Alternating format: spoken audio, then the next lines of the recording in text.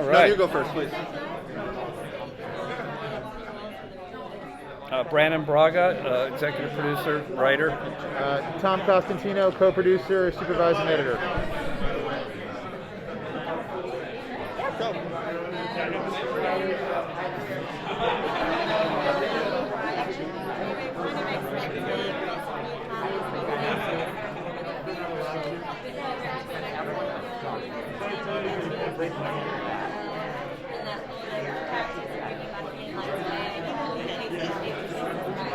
Yeah. I think the New Horizons.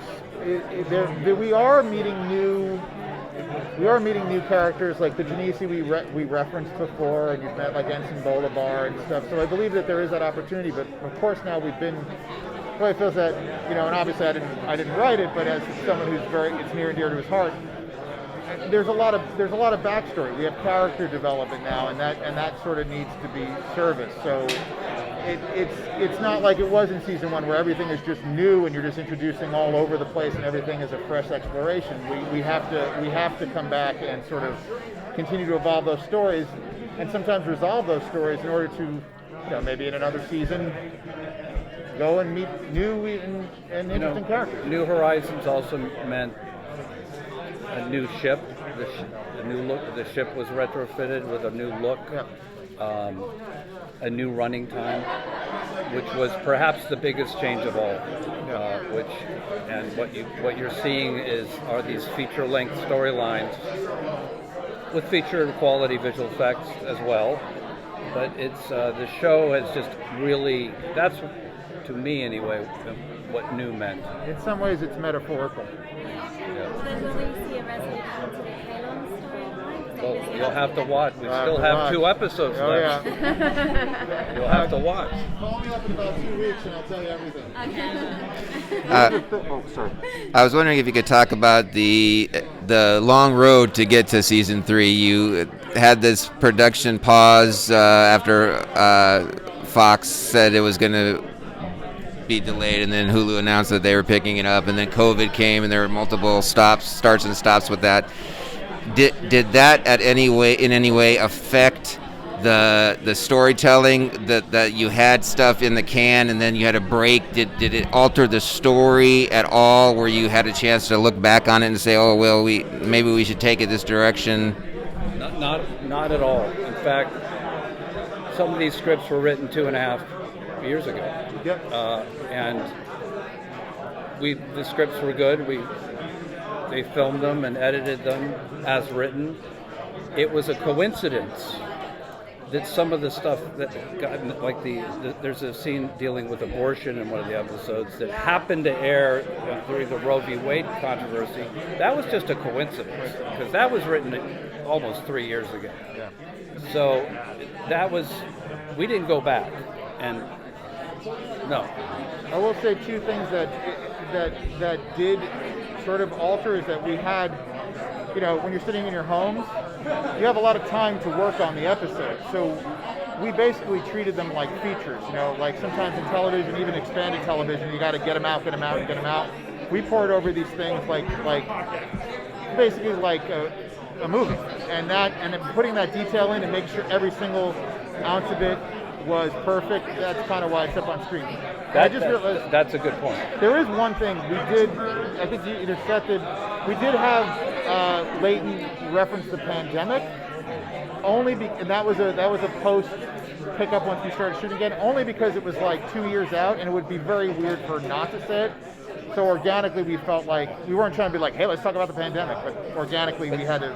Tom brings up a good point, which is the delays. These are not, as you can probably tell, they're not episodes that were cranked out on hideous TV deadlines.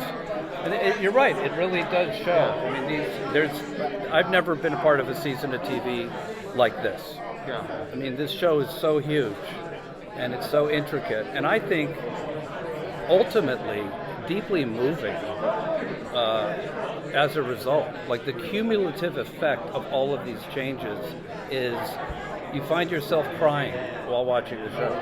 I do.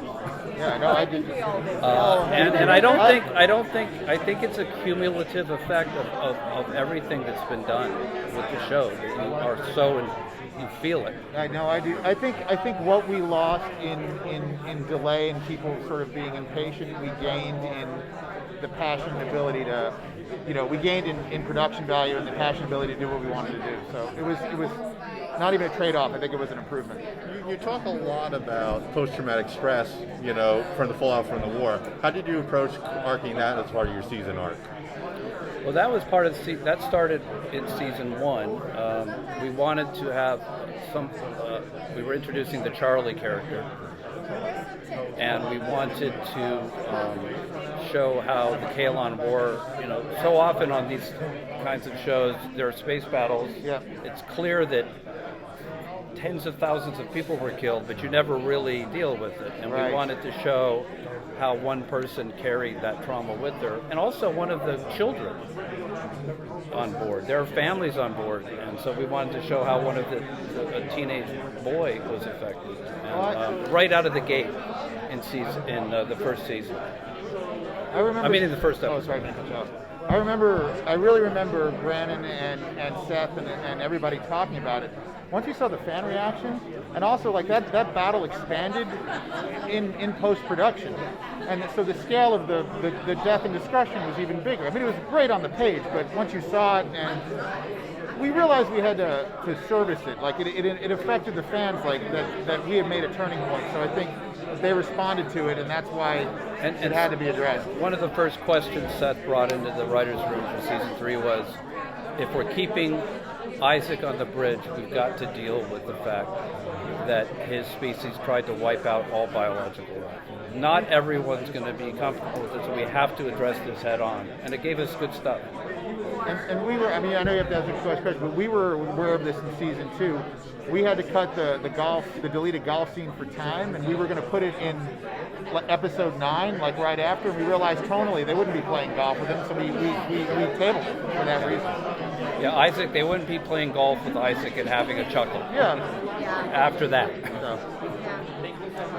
Yeah. Oh, Thanks, guys. Appreciate it.